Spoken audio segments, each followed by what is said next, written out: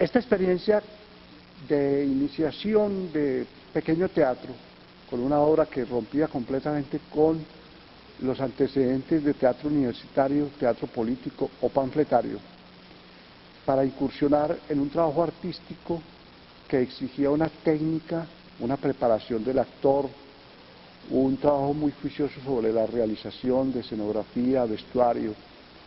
Y lo otro es que el mismo grupo se plantea tres posibilidades. La primera, tener una sede propia, organizar o crear un grupo de actores profesionales dedicados de tiempo completo al oficio.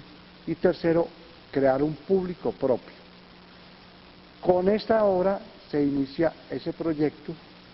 Obviamente no logramos resolver ninguno de los tres puntos con este montaje, escasamente una casa en alquiler para ensayar, y se hacían las presentaciones en las salas que se disponían Pablo Tobón Uribe, Bellas Artes y la Cámara de Comercio.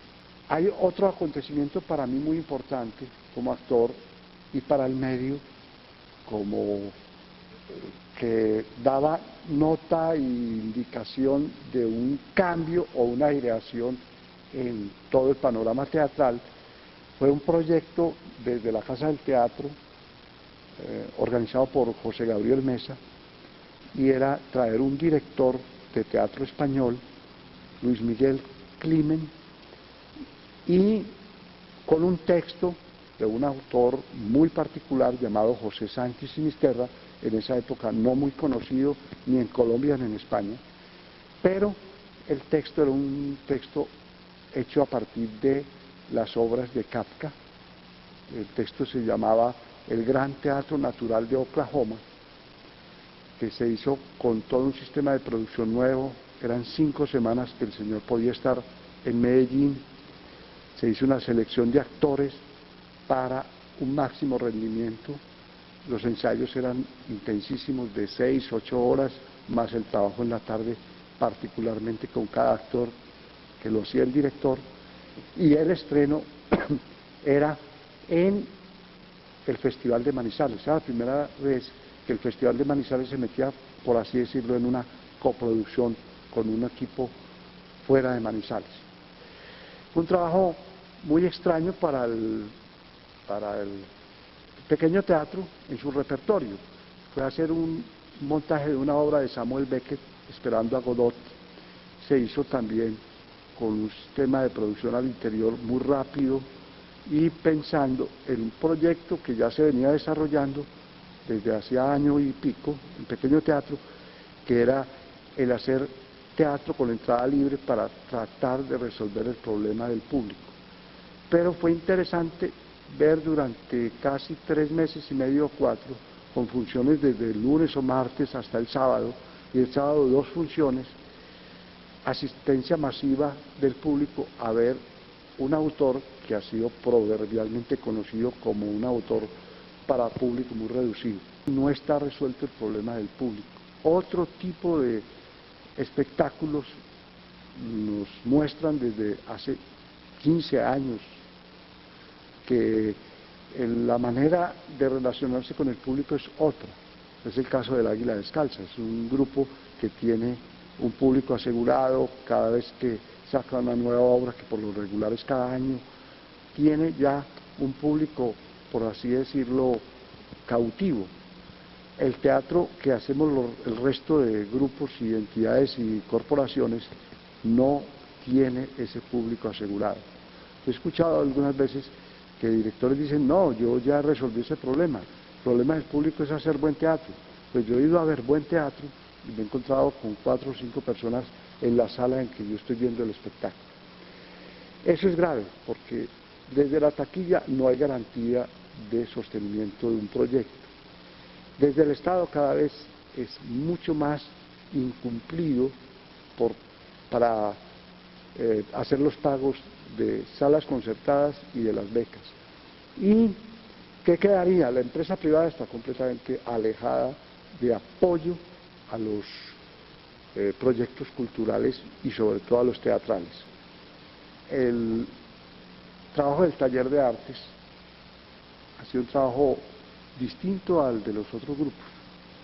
De pronto, durante mucho tiempo fue un grupo muy sólido, en el sentido de coherente, cuando tenían su sede en Venezuela con la Oriental, porque ahí había un trabajo, por así decirlo, integral.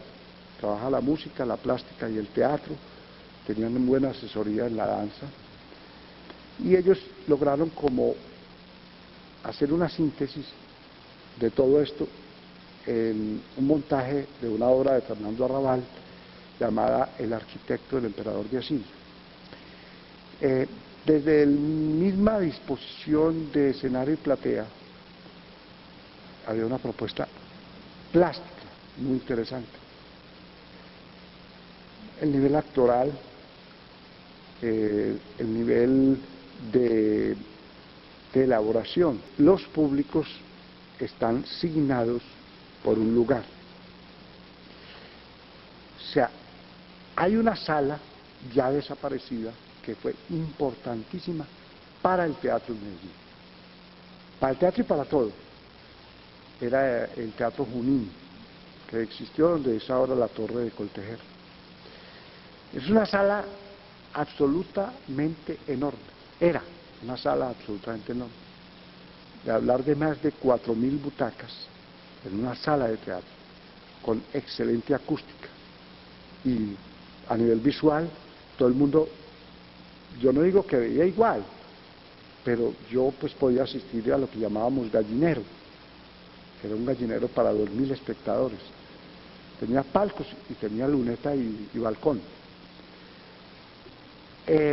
Faustino García, un señor así como ya leyenda de la zarzuela, hacía temporada de 8 meses en Medellín. Traía 6, 8 zarzuelas y tenía público permanente durante 8 meses. Teatro, Alejandro Ulloa hacía los clásicos, Shakespeare, ¿no? Y podía ver Otelo, o ver, bueno, Hamlet no, pero sí Otelo, o una comedia como Sueño de una noche de verano, hecha y dirigida por Alejandro Ulloa, un actor español. Yo fui a ver, por ejemplo, a actores como el mismo Alejandro Ulloa, o ver Lágrimas de una madre, por bueno, cualquier compañía española. En ese tiempo no había grupos permanentes de teatro en Medellín. Existía el Triángulo, pero el Triángulo no se presentaba en el Teatro Junín. Hacía funciones aquí en Bellas Artes o en la Facultad de Medicina, en el auditorio. Pero había un público que era cautivo de una sala absolutamente tradicional. Desaparecía la sala, el público, que era un público no de adolescentes, no de estudiantes universitarios, era un público de gente madura, gente profesionales, ejecutivos, oficinistas, secretarias, amas de casa. Ese público perdió su punto de referencia. El Pablo Tobón apenas empezaba, estamos hablando de los años 66, 67.